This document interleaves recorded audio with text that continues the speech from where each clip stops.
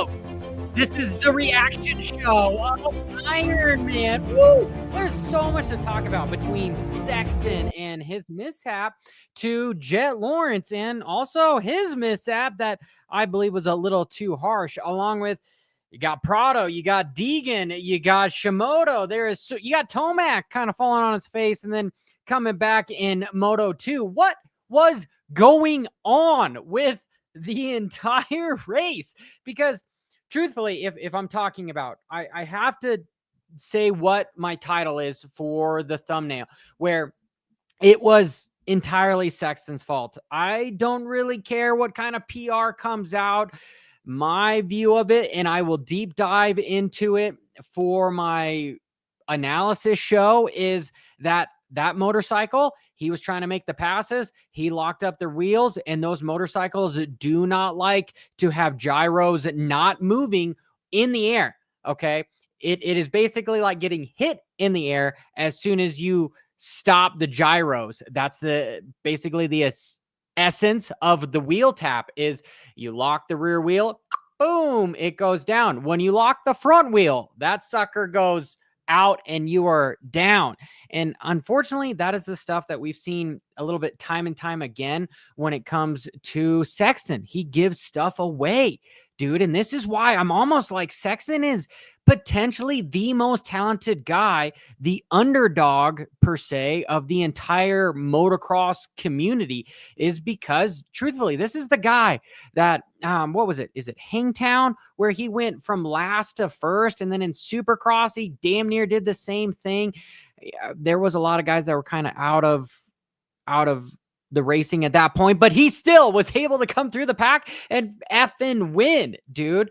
And yes, some by the comments here, he blew it again, and he is going to be mad, and he is absolutely mad. And I want to share some things that I should have had ready for the stream, but beforehand. But the dude, I say it again, needs a mental coach, because that stuff should not be happening at his level, because he should have won the overall. He should have won potentially that race. He should have won more Supercrosses, and that was not a malfunction, because I have spent not an extensive amount of time, but I have talked with the mechanics and the team managers and been under the KTM tent before, and these new wheels by DIT, these Ace wheel sets, are strong as fuck. These guys are no joke, almost invincible.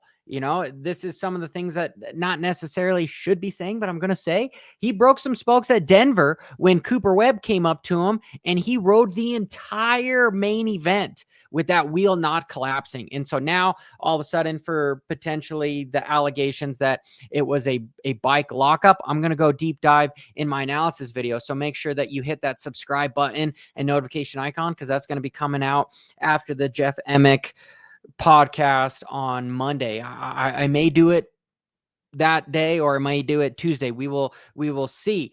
But this is more of an essence of a rider that is just 2 steps ahead of what's going on. Like he is thinking so far ahead that he's forgetting what he's doing in the moment. And that's sort of what ended up going down.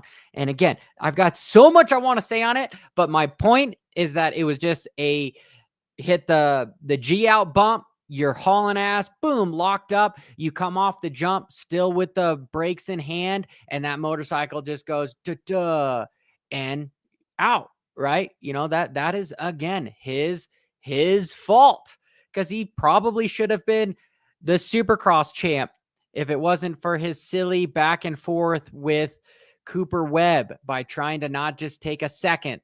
And then now here, what happened in Paula with the goggle situation, where you should have just freaking gone in and got goggles, right? There's more that went on there. And I've talked to the goggle guys, and it's just one of those things where it all makes sense of where Sexton is coming from. Fast, potentially, like what I want to say, potentially the most talented guy on a dirt bike, but he is so far ahead of himself. Again, he's making decisions in milliseconds that kind of his body can't keep up with him. or at least can't keep up with his thought process, or maybe he's just having a lack of thought at the moment of what's going on. And that's what caused the goggle thing. That's what caused the trying to attack Cooper Webb in Supercross. And that's what happened here in Ironman. Okay. But that is my view on it. If I want to go more into what happened with Jett, because truthfully, okay, you guys, I was already looking it up. I was looking it up on my phone, and I'm like, dude, this SOB needs a penalty because you can't get away with moving the gate forward and not get a penalty. And then when I looked up the penalty, and as the moto was going on, and I'm like, holy shit, this is defined start violations. Jumping or fouling the gate may result in a penalty of 1 lap or disqualification. And I'm like, may. There's the key word. When I've talked to the uppers, and again, this channel has gotten a couple rules changed, it says may. So my first thought was, it's not going to apply to Jett because this is their money bags. This is a guy that is making the money for them. So they're not going to take it away. But then, when you had Mike Pelletier come out, with the AMA, and I'm kind of clapping that they put that harsh of a penalty on him, because that's what FIM would have done. I mean, FIM, they like to disqualify guys left and right for silly stuff of not stopping in the pit lane and all sorts of stuff, and when you look at F1 and every other level of sport, that's what kind of creates the whole strategy. And yeah, you could call it whatever, mumbo jumbo, but rules are rules, and that's what happens. Do I think this rule is too harsh? Absolutely. This rule is too effing harsh. Jumping or fouling the gate may result in a penalty of 1 lap or disqualification. Okay, so let's kind of dive in. I've seen this happen before with guys where the starting gate is here. Let me try to make this straight. Starting gate comes down, and you have a rider that tries to creep a little bit, wheelies as that guy is going down, and boom, they're gone. Or they'll hit the gate and they're gone, and they get the whole shot or an incredibly good start. In his case, it messed up with his head and he ended up like 21st. Okay. So for me, that is saying that it should be a varying penalty. And this is where I'm going with, you need to have radios, because you could have had the mechanics, Lars, the team manager go, all right, Jett, we need you to come into the pit lane for a 20-second stop because you did hit the gate, and then you can continue your race, but you have to do it in the next lap and a half, where he's got time to process and then come back in and serve his penalty. That's what I believe should have happened, because he wouldn't have finished 17th. He probably would have finished 9th or something, or potentially still could have won the moto, because we had freaking Sexton crash and still get up and win the effing moto. Okay, so this is where radios is something that, like, this sport, I love it to death, and I like that this year they have been very harsh on penalties, which they should, okay, because it's about safety, and you don't want guys that are breaking stuff. I mean, already the blocks, I mean, I could get all into it. Like, some of the stuff just should be banned in general, but that rule is designed for somebody that hits the gate, gets the whole shot, has a competitive advantage over the other riders. In this case, he didn't, so therefore it should have been a varying penalty. Radio, boom, you have a 10-second stop in the pit lane, boom, there goes your competitive advantage or lack thereof, because you made a little brain fart and hit the gate. But this is all telling me that these guys are getting nervous about this championship. They've had a couple weeks off, so that's why everyone is itching to race. This was kind of like A1 again, but it was basically the finish or end of the series. These guys are all like, oh, I got to feel them out again. I got to feel them out. And so they're pushing each other's envelopes. And really the only guy that I saw put it all together was Prado. And I would say Hunter, but Hunter, that is what he's been staying with all season long. Like, what is it? 10th place, second finishes. And this one kind of stung for him, I would think, as well, because it's like, hey, by the way, you're the winner, but it's only because your brother got penalized. How does that make you feel? Does that help with confidence? Probably not. I do like that Osborne, she was able to say, hey, I talked with Lars, and Lars said, why hasn't Hunter won a race yet. And he's like, well, he's got zero competitive advantage over his brother. He's got zero secrets. What did I say on the Gypsy podcast? What did I say that everyone does not agree with me, that he needs to get away from Honda? Because if your brother is a more talented rider, you need to come up with some sort of an advantage, whether it's bike performance or something, to make sure that you can beat him. And he's kind of lacking fitness with his brother because his lap times are going down while his brother's lap times are going up. He was doing 209s when his brother was doing 204s at first moto, because he should have been able to beat Sexton straight up. And just how it ended up rolling out with his brother going 3-1 and then him going 2-2, like he still would have lost because of the second moto breaks the tie. But if he would have gotten that first one, it still wouldn't have changed the fact. But my point being is that the guy needs his own program. He needs his own program away from his brother, because subconsciously you just get stuck in a rut. It's the same thing when you're racing some dude in front of you and you get stuck in their pace. But what if that guy's in front of you that you know is a little bit faster than you? I know everybody knows exactly what I'm talking about at the track. When you're at your local track or whatever, and you're like, oh, this guy's super fast, I'm hanging with him. You're not looking for ways around him. You're just happy that you're riding with him, right? It's this psychological thing of racing. What did Sexton do to Jett when Jett was clearly faster than him? He basically hit the leap and was able to get around him. Well, Sexton's a much bigger guy. He was like, no, you're going to have to knock me down to get around me. And that just completely stalled the progression of Jett, and Jett wasn't able to push through. And honestly, it was pretty spectacular to watch Jett mature as a young man. What is he, 23, to be able to go, all right, you know what? I've got a massive points lead. Like, no need to push. Little did he know that he should have been pushing, because he was being penalized by an entire lap because of the small mistake that he made. Back to the little radios. Boom. Okay.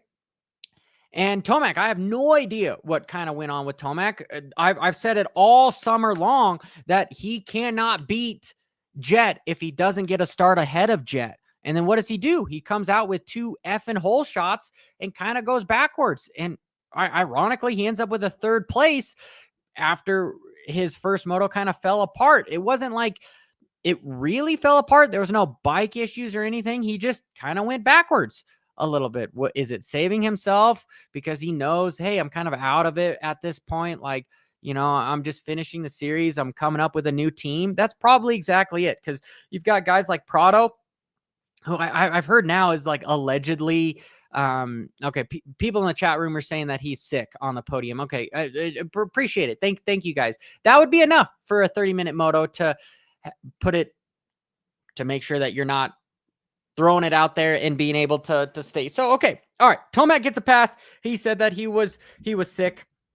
I'm going to just completely disregard what I said about the, I don't want to say kind of backlash against our homeboy Tomac, because they're going to win the MX of Nations without a doubt. They're going to win the MX of Nations without a doubt with Degen, Sexton. As long as Sexton doesn't grab the front brake in the air, we should be good. And that's just a small pun. It's kind of a joke. I'm sorry, Sexton, dude.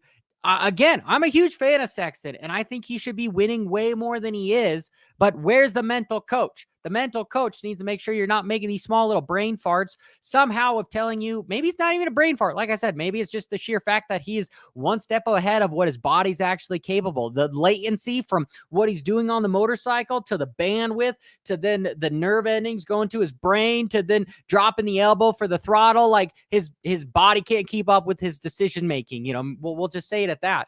And that's what his issue is. Unfortunately, it's kept him from winning some championships. And I don't know about him going to Kawasaki, where now you've got Prado trying to go to KTM with Tomac, which is what I've heard is somewhat of like a bonus only contract that they're talking about, so it's not set in stone or anything, but that would be good. Again, bonus contract, because KTM's like, sure, come on over here. But if you ride like you continue are, you're a free rider. We don't have to pay a damn thing. But if you end up paying a lot, we're probably going to have to get with our investor here to be like, hey, we need another front run, another $800 billion million because we're having a hard time making pay, right? And that's the whole joke with, is Tomac going to get paid? Probably he is going to be the one guy on KTM that is going to get paid. I hope everybody does. I hope it's all going to be good. But anyway, I'm kind of digressing about the whole situation. And it's probably a good time for me to move on to the 250 class, because there was an epic, I want to say, break tap. Like, when was the last time we saw somebody break tap somebody?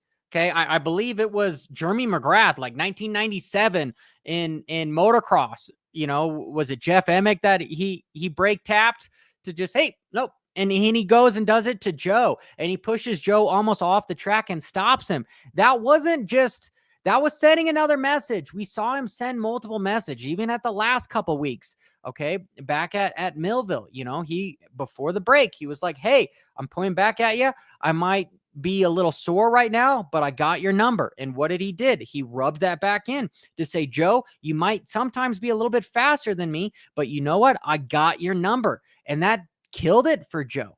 Joe is not the type of guy that's now going to push it in and run it in on Degen. Okay, that is the psychological warfare that Degen is great at. And that's how I think he is probably going to be able to beat Jett, is if he can do that. Because what did we see? We saw Sexton do the small psychological warfare by pushing him around, and it got Jett to stop. It got him to check up and go, you know what? All right, Sexton, I'm not going to play your game. You're not in the championship hunt. I don't need to fuck with you. Boom. Right? To me, that is just a precursor to what I see Degen doing to Jett, because we all know on paper, Jett is a more talented rider. He's smoother, right? Just the way he rides a motorcycle. And you already see Degen packing on some pounds. That dude looks like a $175. What is he? 5'6", $175 now?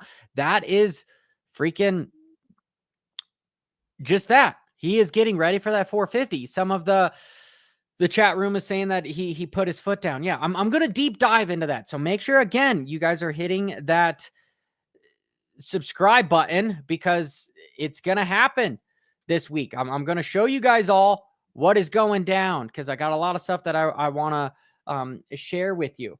Okay. And, you know, Smith was riding well in the 250 class. Oh, okay. Before I end the live stream here, is the jumps. We saw Degen hit it in the finish. Okay. We saw Jett hit it a couple times to pass Sexton and some of the guys for the leads. Okay. They rolled that jump a couple years ago. They rolled it down, and I talked with Coombs. I talked with MX Sports about it.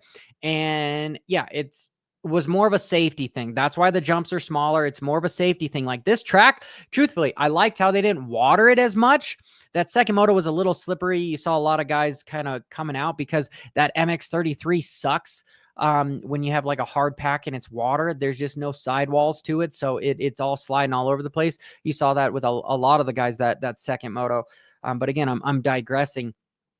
That track was slower. They slowed down that track, but they also somewhat sped it up a little bit because they made more lines to it, because it wasn't cut so deep. Because normally Ironman is this massive 47-foot long rut that goes from corner to corner where you're in it and it's just slot car racing.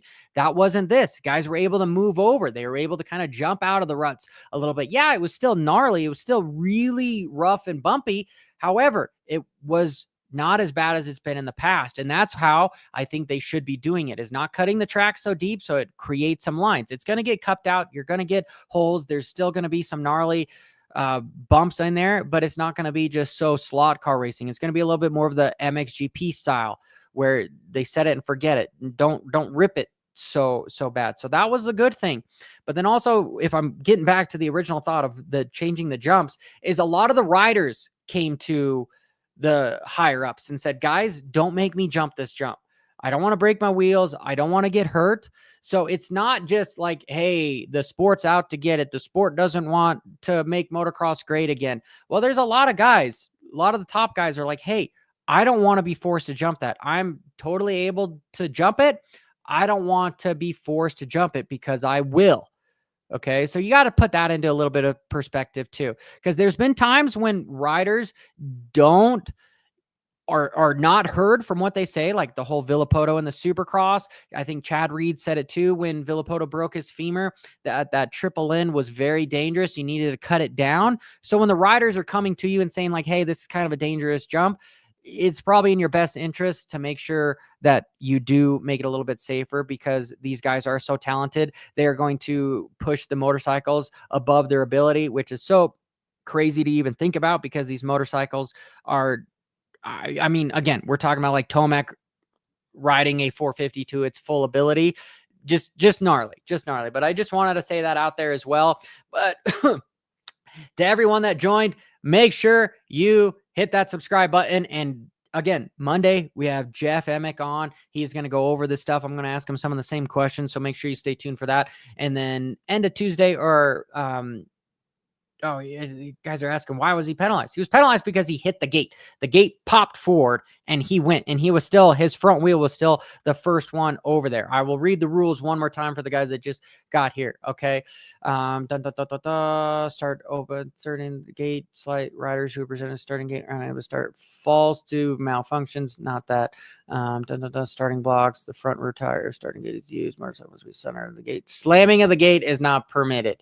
Okay, that's just it. It's not permitted, whatever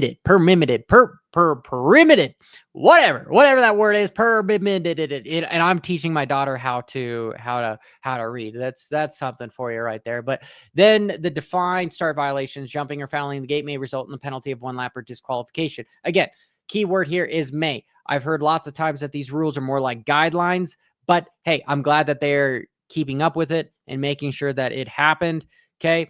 Do I think things would have been changed a little bit? Let's say if Sexton was like 3 points from Jett, they probably wouldn't have docked him the entire time. They probably would have made an exception of like, hey, we're just going to dock you a couple positions. So I think this rule should be rewritten to say something like, hey, here's a variance of a penalty based on what we saw. Because again, he was 21st around the corner. It wasn't like he had a massive competitive advantage, but still the radios would have helped and gone from there. So lack of me just telling myself over and over again for the guys that just joined the stream.